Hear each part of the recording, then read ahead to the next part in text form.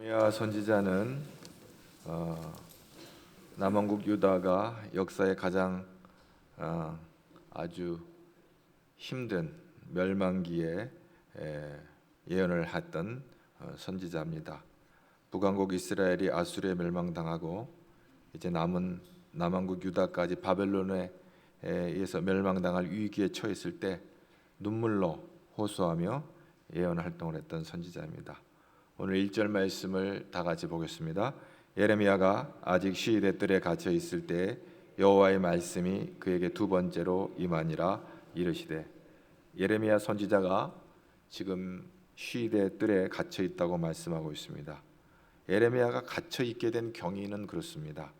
예레미야 11장 17절에 보면 남왕국 유다 왕과 백성들이 바알에게 분향함으로 나의 노여움을 일으킨 이스라엘 집과 유다 집의 악으로 말미암아 그를 심은 만군의 여호와께서 그에게 재앙을 선언하셨느니라. 이스라엘 집은 그리고 유다의 집, 이스라엘과 또 남왕국 이 유다가 바알을 섬길 때, 우상을 섬길 때 하나님께서 재앙을 심판을 말씀하고 있습니다. 그걸 이제 예레미야 입을 통해서 선포하고 있는 것이죠. 우상을 섬기고 하나님을 대적하는 이 남왕국 유다의 멸망을 선포하는 것입니다. 하나님께서 보내신 선지자였음에도 사람들은 이런 예언을 선포하는 예레미야를 싫어했습니다. 사람들은 축복의 말을 듣고 싶은 거예요.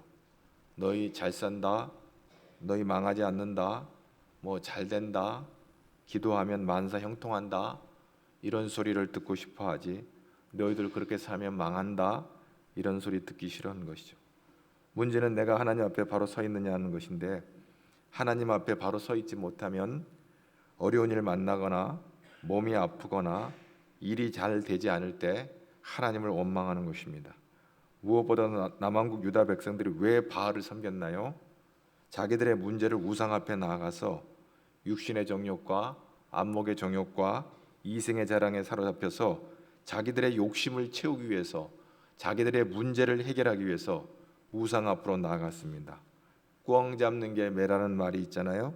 어느 신이든지 내게 도움이 된다면 어떤 잡신도 좋다, 그런 식으로 우상을 섬긴 거잖아요. 그래서 하나님께서 화가 나서 이 패역한 유다 백성들을 박살내시겠다고, 심지어는 질그릇을 가지고 퍼포먼스를 하는데 예레미야를 통해서 뭐라고 말하냐면 이 질그릇을 깨버리는 것 같이 너희들을 다 부숴버리겠다, 이렇게 하나님께서 시청각 교육을 하시는 거예요. 심지어 고향 사람들까지도 이 예레미야를 싫어했어요. 예레미야 11장 21절에 보면 너는 여호와 이름으로 예언하지 말라, 두렵건대 우리 손에 죽을까 하노라 하도다. 이게 무슨 말이냐면 너 그런 소리 하면 우리 손에 죽는다, 죽으려면 그런 말 하고 다녀라, 이런 말이죠. 그뿐 아니라 제사장까지 예레미야를 핍박합니다. 예레미야 20장 1절에 2절에 보면 표준 세번역으로 보면 좀 더 의미를 분명하게 알 수 있는데요. 임멜의 아들로서 제사장이면서 주님의 성전에서 총감독을 일하는 밧수올이 이렇게 예언하는 예레미야의 모든 말을 듣고서 예언자 예레미야를 때리고 그에게 착고를 채워서 주님의 성전 위쪽 베냐민 대문 근처에다가 가두었다. 옥에 가두는 거죠. 때리고 옥에 가뒀다. 그들만 그런 게 아니에요. 예레미야 37장 15절에 표준 세번역으로 보면 고위 관료들도, 고관들은 예레미야에게 화를 내며 그를 때린 다음에 서기관 요나단의 관저에 있는 구치소에 예레미야를 감금시켰다. 그때에는 그 집이 감옥으로 사용되었기 때문이다. 그곳에는 지하 감옥이 있었는데 예레미야는 거기에 들어가서 오랫동안 갇혀 있었다. 예레미야가 우상을 섬기는 남왕국 유다의 멸망을 선포할 때 사람들은 그 말을 듣기 싫어했어요. 왜? 망한다는 얘기 듣기 싫은 거예요. 예레미야 38장 3절에 예레미야가 담대하게 선포합니다. 여호와께서 이와 같이 말씀하시니라, 이 성은 반드시 바벨론 왕의 군대의 손에 넘어가리니 그가 차지하리라 하셨다 하는지라. 기뻐서 하는 얘기가 아니에요. 눈물을 머금고 가슴이 미어지는, 찢어지는 그런 가슴을 안고 이렇게 되면 우리나라 망한다, 바벨론 왕의 군대 손에 넘어간다, 좋아서 하는 얘기가 아니에요. 정말 눈물을 흘리며 울먹거리면서 이런 얘기를 하는 것이죠. 그런데 이러한 예언이 선포될 때 예레미야 38장 4절에 그 반응하는 그 신하들의 반응이 그렇습니다. 표준세 번역으로 보면 대신들이 왕에게 말하였다. 이 사람은 마땅히 사형에 처해야 합니다. 그가 이런 말을 해서 아직도 이 도성에 남아있는 군인들의 사기와 온 백성의 사기를 떨어뜨리고 있습니다. 이 사람은 참으로 이 백성의 평안을 구하지 않고 오히려 재앙을 재촉하고 있습니다. 그래서 그 고관들이 예레미야를 붙잡아서 왕자 말기야의 집에 있는 물 웅덩이에 집어넣었습니다. 그 웅덩이는 근위대의 뜰 안에 있었으며 사람들은 예레미야를 밧줄에 매달아 웅덩이 속으로 내려보냈는데 그 물 웅덩이 속에는 물은 없고 진흙만 있어서 예레미야는 진흙 속에 빠져 있었다. 그러니까 아마 웅덩이가 좀 깊은 웅덩이 같아요. 밧줄을 매달아 웅덩이에다 내려보낸 걸 보면 아주 깊은 웅덩이에 진흙 속에 빠져 있었다. 그래. 깊은 진창 구덩에다가 예레미야를 집어넣어 버렸어요. 너가 그렇게 예언하는 것은 우리 백성들의 사기를 무너뜨리는 거다 하는 것이죠. 그래서 그 왕궁에 넷이 에벳 멜렉이라고 하는 이 사람이 예레미야를 불쌍히 여겨서 왕에게 가서 이렇게 하소연합니다. 표준세 번역 예레미야 38장 9절에 보면 저 사람들이 예언자 예레미야에게 한 일은 모두 악한 것뿐입니다.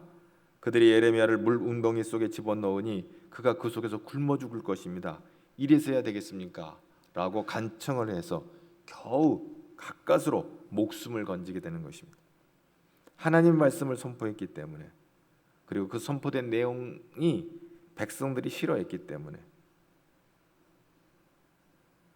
예레미야를 핍박한 거죠. 사람들은 하나님의 말씀을 들으려 하기보다는 자기 생각, 자기 취향에 맞는 말만 들으려 해요. 이거는 어제나 오늘이나 늘 그래요. 자기 듣기 좋은 설교를 듣고 싶어 해요. 바벨론이 쳐들어오자 왕을 비롯하여 모든 지도자가 하나가 되어 바벨론을 물리치자고 싸우자고 하는데, 근데 사실 그것은 하나님의 뜻이 아니었어요. 바벨론이 쳐들어온 것은 이스라엘 백성들의 죄악 때문에 그럴 거예요. 하나님이 징계하시는 거예요. 그러니 결코 이스라엘은 바벨론을 이겨낼 도리가 없는 거예요. 그건 하나님의 채찍이었기 때문에 그렇습니다. 그럼에도 지도자들은 하나님께서 우리와 함께 하십니다. 저 할례 받지 못한 이방인들 예루살렘 성에 들어오지 못하도록 해야 됩니다. 하나님이 우리의 요새입니다. 산성입니다. 하나님께서 우리에게 승리를 주실 것입니다. 그리고 백성들을 독려하는 거예요. 그러나 바벨론이 쳐들어오는 이 진실을 아는 예레미야는 백성들에게 살 길은 단 하나밖에 없다. 하나님의 심판의 도구로 바벨론이 쳐들어오는데 살고자 한다면 항복하는 것 말고 다른 길은 없다. 이런 말을 하는 예레미야가 지도자들을 이런 말을 할 때 지도자들은 얼마나 괘씸하게 해서 저런 매국노가 어딨냐 말이야. 예? 저는 믿음 없는 소리가 어딨냐. 선지자라고 하는 자가 저렇게 믿음 없는 소리를 한다고 어떻게 하나님의 선지자라고 할 수 있겠느냐. 그러면서 예레미야 선지자를 비난하는 거예요. 이럴 때일수록 말이야 힘을 합해서 나와 싸워야 되는데 이 저렇다고 소리를 해가지고 백성들의 기운을 뽑아내고 군사들의 사기를 무너뜨리는 저 예레미야는 매국노가 되는 거예요. 그러나 나라가 망하는 건 시간 문제예요. 이런 국군의 쇠퇴함을 보면서 예레미야는 절망하지 않을 수가 없는 거예요. 자기가 선포한 대로 사태가 그렇게 진행될 때 안절부절하게 되는 거예요. 예레미야가 지금 좋아서 이 나라 망한다 소리 하는 거 아니에요. 하나님께서 그 말씀을 주시니까 어쩔 수 없이 선포하게 되는 거예요. 그래서 이런 절망적인 상황에 오늘 시위대 뜰에 체포돼서 시위대 감옥에 갇혀 있는 거예요. 그때 예레미야에게 하나님 말씀이에요. 꼼짝달싹 못하게 체포돼서 시위대 감옥에 갇혀 있는 이 답답한 예레미야에게 오늘 말씀하시는 거예요. 3절 말씀 다 같이 보겠습니다. 너는 내게 부르짖으라. 내가 내게 응답하겠고 내가 알지 못하는 크고 은밀한 일을 내게 보이리라. 예. 너무 답답한 마음 가운데 지금 시위대 뜰 안에 갇혀 있어요. 자기가 할 수 있는 일이 아무것도 없는 거예요. 꼼짝달싹 못하고 체포돼서 구금되어 있는 상황에서 하나님께서 예레미야에게 찾아오셔서 너는 내게 기도해라고 이렇게 말씀하고, 그렇다면 크고 아주 은밀한 일을 내게 보여줄 거라고 말하고 있어요. 전혀 예상치 못한 일이 벌어졌어요. 사실 4절 5절의 말씀도 예루살렘의 절망과 심판받는 이유가 기록되어 있어요. 그리고 예레미야가 예언한 대로 이제 무참하게 하나님이 심판하실 것을 4절 5절에 말씀하고 있는데, 그런데 6절부터 반전이 선포됩니다. 6절 말씀 다 같이 봅니다. 그러나 보라, 내가 이 성읍을 치료하며 고쳐 낫게 하고 평안과 진실이 풍성함을 그들에게 나타낼 것입니다. 심판과 죽음과 멸망으로 끝난 줄 알았는데 하나님께 아니라는 거예요. 회복해 주시겠다는 거예요. 다시 말해 절망적인 것이 아니라 희망의 역사를 새롭게 쓰시겠다라고 이렇게 말씀하고 있는 거예요. 자신이 갇힌 상황에 어찌할 바를 모르고 낙담 절망하는 가운데 있는데, 하나님께서 에레미야를 통해서 하나님이 계획을 말씀해 주고 있어요. 그리고 하나님이 어떤 분인가를 당신을 소개합니다. 2절 말씀 다 같이 봅니다. 이를 행하시는 여호와, 그것을 만들며 성취하시는 여호와, 그의 이름을 여호와라 하느니가 이와 같이 이르시도다. 하나님께서 당신을 소개해요. 내가 어떤 사람인가, 어떤 하나님인가를 보여주고 있죠. 그런데 여기서 일을 행하는 이 오사흐, 일 행한다는 이 오사흐, 그것을 만들며 요체르, 성취한다, 라키나흐, 이 세 단어들은요 하나님 창세기의 1장에 하나님의 창조 사역에 관련된 단어들이에요. 요 오사흐라고 말하는 아싸, 창세기 1장 7절에 궁창을 만든다 할 때 아싸, 이 오사흐라는 단어, 오사흐의 원형이 아싸인데, 오사흐, 궁창을 만든다. 하나님이 궁창을, 천지를 창조하실 때 그때 이 오사흐라는 단어를 써요. 하나님이 세상을 창조하실 때, 하나님이 천지를 만드셨다고 할 때, 천지를 창조하실 때 그건 바라라는 말을 써요. 무에서 유를 창조한다. 근데 이 오사도 자주 바라라고 하는 말과 상호 교대하면서 사용하는데, 바로 궁창을 만들 때 이 아싸, 오사흐라고 쓰는데, 이 말은 역사 속에서 일하시는 하나님이요, 운행하시는 하나님, 하나님의 뜻 가운데 그 뜻을 성취해 나가시는 하나님이에요. 여기서 만든다, 야차르, 요 야차르는 창세기 2장 7절에 흙으로 사람을 지으셨다 할 때 지었다라고 하는 말에 야차르, 동사원이 야차르고 요체르, 지으시고, 그 다음에 성취했다고 하는 이 라하키나하는 확고하게 세우다, 존재하게 하다, 뭐 이런 준비하다, 뭐 이런 뜻이 있는데요. 하나님께서 하늘을 만드시고 땅을 만드신 다음에 하늘과 땅이 이렇게 있게 하시는 것, 이것이 라하키나, 확고하게 세우다. 하나님께서 하늘을 하늘을 이렇게 만드신 것을 하늘을 세웠다, 땅을 세웠다, 이렇게 표현을 했네. 이건 뭐 하나님이 하신, 천지 만물을 창조하신 하나님, 이 세상 우주 만물을 창조하신 그 하나님이 내가 계획이 있다.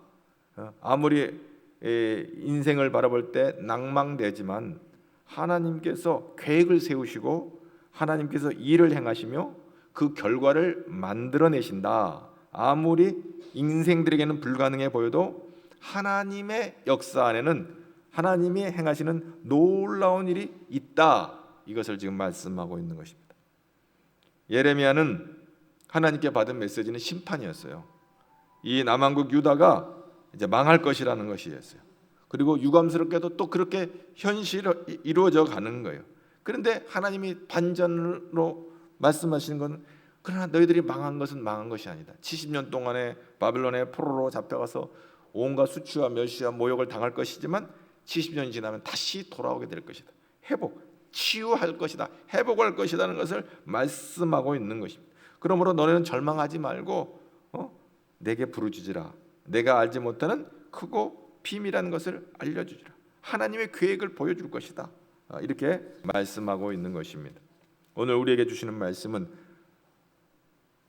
이 에레미야에게 주셨을 때 이 말씀은 남한국 유다의 회복을 말씀하시는 거잖아요. 남한국 유다의 회복을 말씀하시는 거예요. 오늘 우리도 마찬가지. 오늘 이 시대에 우리에게 주는 말씀 뭐예요? 하나님께서 아무리 힘들고 고난스러운 이 삶이라 할지라도 그 속에 하나님의 탈출구, 비상구를 만들어 놓으시는 거예요.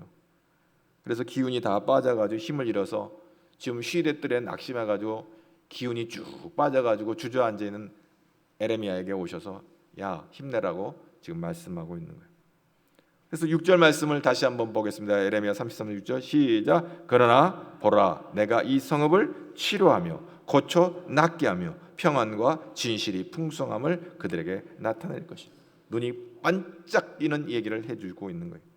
그리고 7절부터 13절까지는 어떻게 할 것인지 하나님께서 구체적으로 이제 이 에레미야에게 프리젠테이션을 하는 거예요. 내가 이렇게 너희들을 치유하고 고칠 것이다. 7절에서 13절까지의 말씀입니다.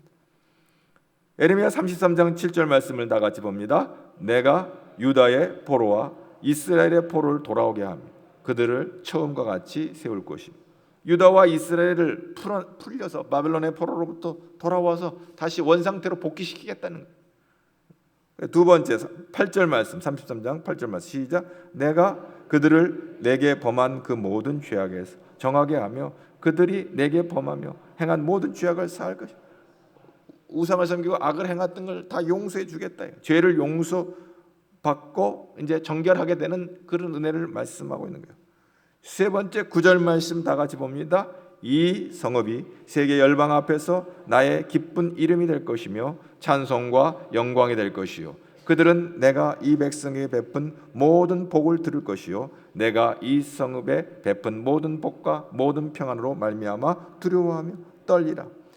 이제 회복된 백성의 옛 명성과 영광을 다시 얻게 될 것입니다. 옛 명성을 다시 회복될 것이다. 네 번째 10절 말씀 33장 10절 말씀 여호와께서 이와 같이 말씀하시니라. 너희가 가리켜 말하기를 황폐하여 사람도 없고 짐승도 없다 하던 여기 곧 황폐하여 사람도 없고 주민도 없고 짐승도 없던 유다 성읍들과 예루살렘 거리에서 즐거워하는 소리, 기뻐하는 소리, 신랑의 소리, 신부의 소리와 및 만군의 여호와께 감사하라. 여호와는 선하시니 그 인자하심이 영원하다 하는 소리와 여호와의 성전에 감사제를 드리는 자들의 소리가 다시 들리리니 이는 내가 이 땅의 포로로 돌려보내어 지난 날처럼 되게 할 것임이라. 여호와의 말씀이라. 폐허의 이 치유된 예루살렘의 사람들로 가득 차게 될 것이고 기쁨과 찬양의 소리가 들릴 것이고 청춘 남녀들이 시집가고 장가가서 아들을 낳고 딸 낳고 해가지고 사람들이 인구가 급증하게 되니까 여기저기서 사람 사는 아주 행복한 소리들이 일어날 것이다. 왜? 다 진멸돼서 오늘 에레미야 33장 4절 5절에 보면 다 진멸해서 썩은 시체로 만들어버리겠다. 예루살렘 거리를. 그렇게 아주 잔인하게 심판을 말씀하셨던 하나님이 이제는 이렇게 회복시켜서 여기저기서 사람의 소리들이 기쁜 찬송과 하나님께 예배하는 소리들이 막 일어나게 될 것이다. 다섯 번째 우리 12절 말씀 봅니다. 만군의 12절 만군의 여호와께서 이와 같이 말씀하시니라. 황폐하여 사람도 없고 짐승도 없던 이곳과 그 모든 성읍에 다시 목자가 살 곳이 있으리니 그의 양떼를 눕게 할 것이라. 그렇습니다. 목자들이 양떼를 먹이고 돌보는 평화로운 모습이 다시 보게 될 것이다. 모습을 보게 될 것이다. 너무너무 아름다운 이 이야기들을 크고 비밀한 일은 그거였어요. 오늘 예레미야에게 말씀하신 것은 지금 너희들은 망하고 한 70년은 고생하겠지만 장차 하나님의 놀라운 회복이 있을 거라고 이렇게 약속합니다. 하나님께서 이사야에게도 그런 비슷한 상황에 처해 있는 백성들을 향해 그렇게 선포했잖아요. 너희는 이전 일을 기억하지도 말며 옛날 일을 생각하지도 말라. 보라 내가 새 일을 행할 것이다. 이제 나타날 것이다. 그렇습니다. 내가 알지 못하는 크고 은밀한 수 역사. 에레미야에게서는 남왕국 유다의 회복이에요. 근데 그것이 기도하지 않으면 길이 보이지 않고 기도하지 않으면 아무것도 보이지 않아요. 기도할 때 하나님의 계획이 보이는 거예요. 그러므로 기도하라고 하는 것입니다. 전쟁에서 가장 위험한 상황이 뭐예요? 무전기가 고장 나와서 본부와 연락이 끊어져 버리면요, 그 굉장한 낭패가 아닐 수가 없습니다. 오늘 우리 신앙인들이 가장 이 세상에 살면서 위험한 상황은 하나님과 기도줄이 막혀버리면 그건 위험하게 되는 거예요. 우리가 하나님 앞에 기도함으로 우리가 살 텐데 하나님이 은혜를 주시고 하나님께서 우리의 능력을 공급해 주시는데 이 기도줄이 막혀버리면 망하는 거예요. 따라합시다. 기도줄이 막히면 망한다. 죽는 거예요. 성도는 하나님과 기도로 연결되어 있어야 돼요. 늘 어렵고 힘들 때만 우리는 기도하며 살아가는 거예요. 하나님 나라 갈 때까지. 에레미야처럼 갇혀 있을 때 도무지 길이 보이지 않고 다 내게 등 돌렸고 사람들이 나를 무시하고 멸시하고 조롱하고 정말 어디가 길인지 답답하여 갈 바를 알지 못할 때 우리는 하나님 의지하지 아니할 수가 없는 거예요. 갇혀버리고 여길 봐도 저길 봐도 출구가 보이지 않을 때 진퇴양난 가운데 옴짝달싹 못하는 이 시대 뜰 앞에서 에레미야는 기도할 때 하나님의 뜻을 발견할 수 있는 것입니다. 오늘 하나님께서 우리에게 말씀하십니다. 너는 내게 부르짖으라. 내가 크고 은밀한 일을 보이리라. 우리가 하나님을 바라보고 기도하는 저와 여러분 되기를 바랍니다. 갇혀버린 그곳에서 깊은 웅덩이에서 우리는 하나님만 바라보고 기도하는 거예요. 하나님께서 응답 주시고 내가 알지 못하는 크고 은밀한 역사를 보여주시는 것입니다.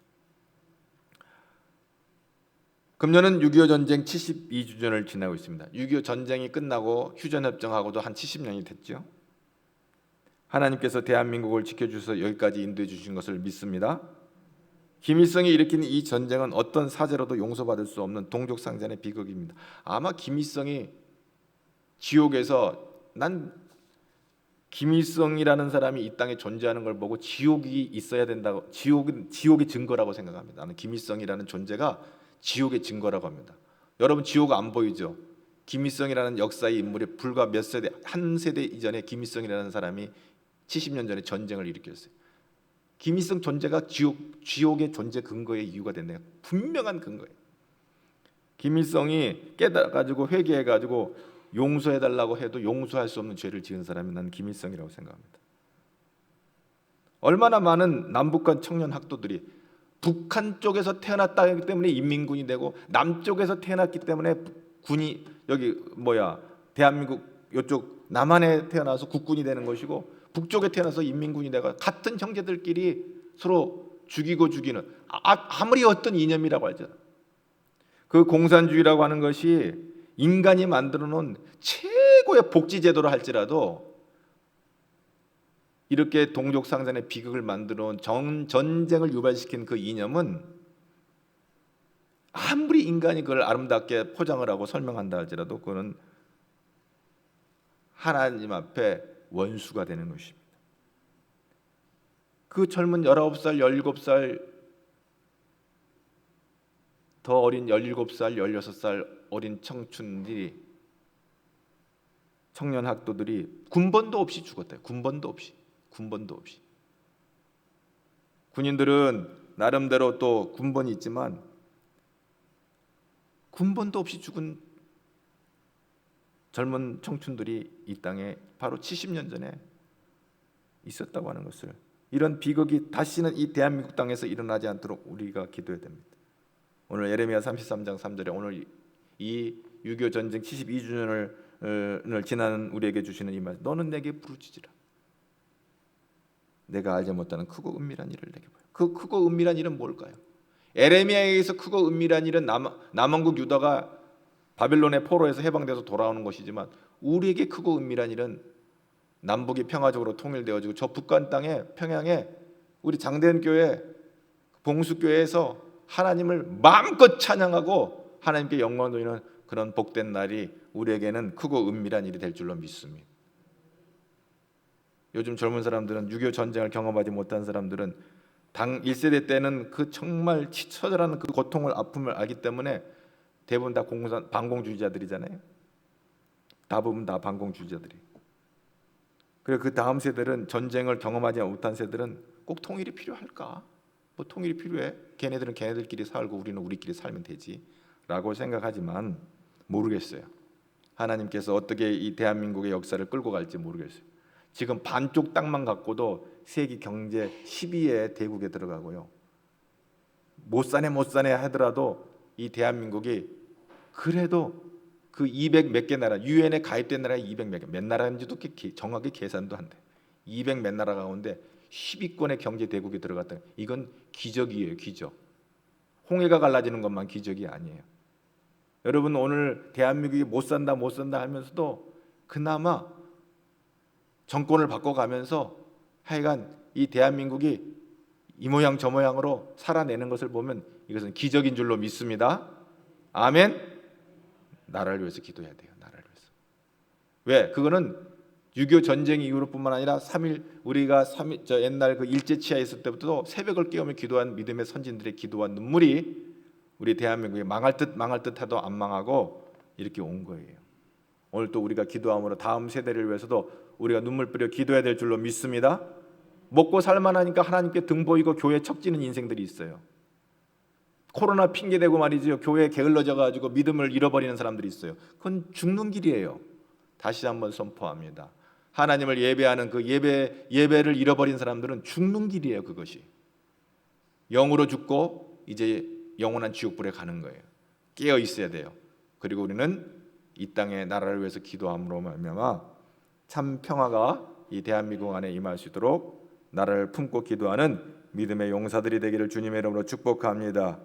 우리 가제일중앙교회와 우리 대한민국과 세계 열방에 하나님의 참된 평화가 임하도록 우리는 기도해야 될 것이고, 크고 은밀한 일이 우리 민족의 소원이 수건이 통일이 이루어질 때 하나님께 영광 용들. 만약에 남과 북이 통일이 되어진다면 아마 전 세계를 섬길 수 있는, 호령한다고 하면 표현이 안 되고요, 갑질한다고 하면 안 되고요, 전 세계를 먹여 살리는 위대한 나라가 되지 않겠나.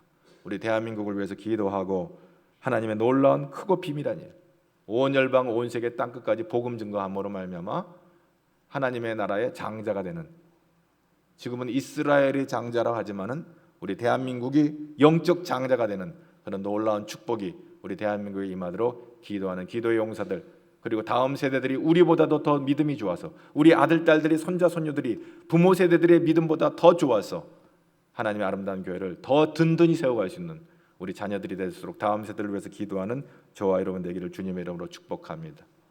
너는 내게 부르짖으라.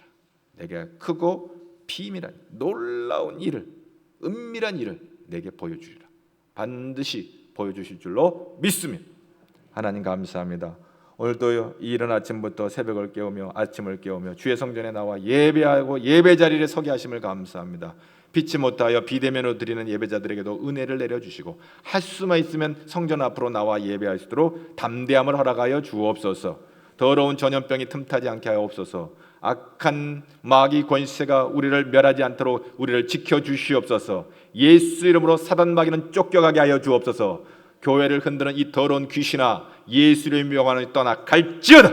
우리의 가정과 특별히 대한민국을 흔드는 더러운 악한 마귀의 권세는 예수의 이름으로 떠나갈지어다. 하나님께서 지키시고 보호하시고 안보하여서 우리 가제일중앙교회가 든든히 서가게 하여 주시옵시고 하나님 영광 받아 주옵소서. 하나님을 대적하는 자는 망할 수밖에 없는 것을 알게 해주셔서 하나님 앞에 부복하고 꿇어 복종하며 하나님의 뜻대로 순종하며 나가는 믿음의 백성들 되게 하여 주시옵소서. 예수님 이름으로 기도하옵나이다.